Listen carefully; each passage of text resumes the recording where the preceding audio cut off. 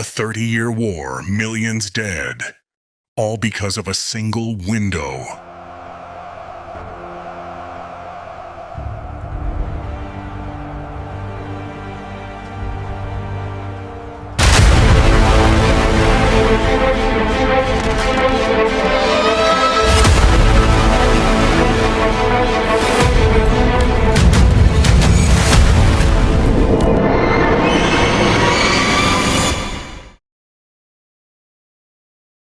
There are moments in history when everything begins with a single act. Sometimes it's a word, sometimes a bullet, and sometimes a window. May 23rd, 1618, a stone castle stands above the city of Prague. Its towers catch the pale light of morning. Inside, men gather, not for prayer, but for judgment. They do not yet know that what happens here will burn across Europe for 30 years. The Holy Roman Empire was trembling. For centuries, it had been the heartbeat of Christendom. But by the dawn of the 16th century, that heart was divided. Catholic and Protestant. Two faces of the same faith, glaring at one another across the same cross. The air was heavy with sermons and suspicion. Each side believed itself the chosen one. Each prayed for peace, but sharpened its sword for war. In Bohemia, the storm gathered faster. The land we now call the Czech Republic was a patchwork of noble families, scholars, and soldiers.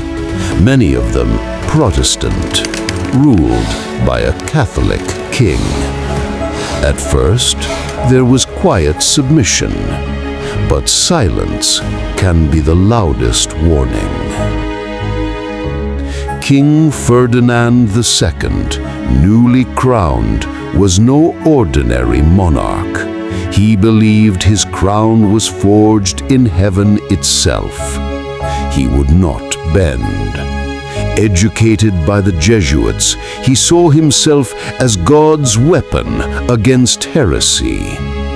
The Letter of Majesty, a royal decree that once promised freedom of worship, meant nothing to him now. One by one, Protestant churches were closed. Preachers were silenced. The ink of freedom dried into dust. Anger simmered beneath the marble floors of Prague Castle. Meetings were held in whispers. Hands gripped hilts beneath the table. Something was coming. By May 1618, the fuse had burned too low to ignore. Count Thurn, a tall, fierce noble with the fire of rebellion in his eyes, gathered his allies. They were done writing petitions. They would now write in history. May 23rd. The morning sky hung over the city like a held breath. A procession of Protestant lords climbed toward the castle. Their boots echoed on the cobblestones, slow, deliberate, final. Inside the great hall, the imperial regents waited. Yaroslav Borita of Martinitsa, Wilhelm Slavata of Klum, and their secretary, Philip Fabricius. Documents of betrayal lay on the table before them. What began as a formal meeting turned to accusation, then to shouting, then to judgment. "You have betrayed the faith," someone cried. Another, "You broke the king's promise." The room shook with fury, and in the corner, a tall, narrow window stood open, watching silently, like an accomplice. The air was electric. The echo of an older memory stirred. The defenestration of 1419, when justice had once been delivered through that same window. "Shall we follow the ancient custom?" Count Thurn asked. "Yes," the nobles roared. The decision was instant, irrevocable. Martinice begged for a confessor. Thurn's voice cut through him like iron. "Then let heaven judge between us." He seized Martinice by the collar. A moment of silence, and then the shove. A scream, a thud, then silence again. Slavata clung to the frame, kicking, praying, until daggers struck his hands. He fell next. Then Fabricius, the secretary, followed.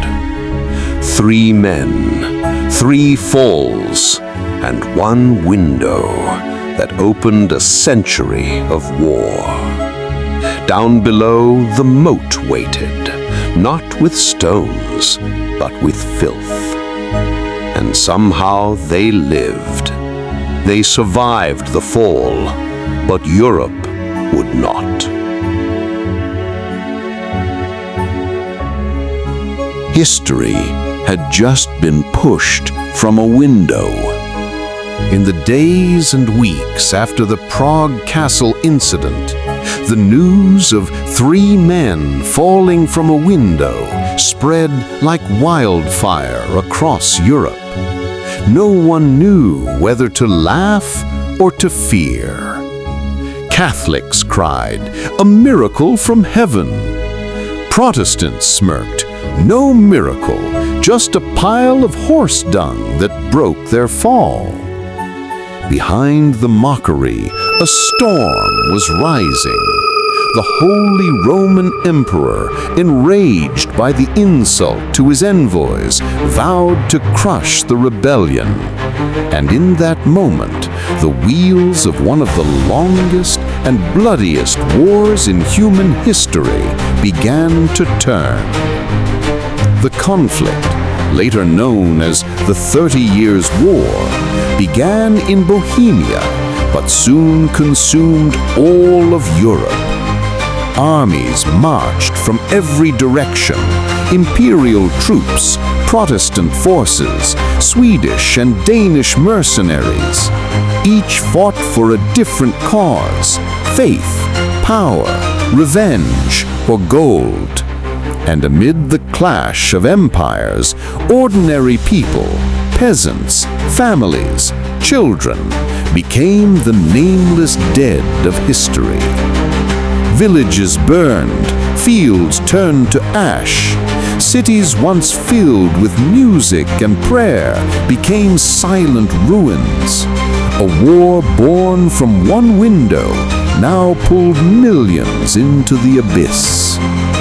Over 12 million perished, most not by sword or bullet, but by famine and plague. Europe was no longer the same, its faith fractured, its soul exhausted, its soil drenched in blood.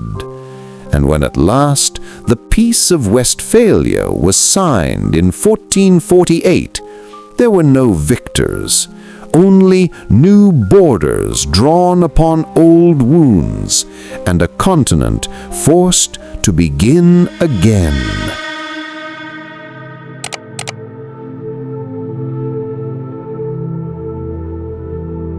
History may remember the fall of those 3 men as a minor event, but beneath the thunder of cannons and the burning of cities, a deeper truth lingered. Sometimes the world burns not from grand empires, but from smaller things. A choice, a word, a window. Prague Castle still stands. The window that once echoed with screams now looks silently over the city. The same sun shines through it each morning, but the light it casts on history remains dim. Those 3 men survived, but millions who followed that fall never rose again.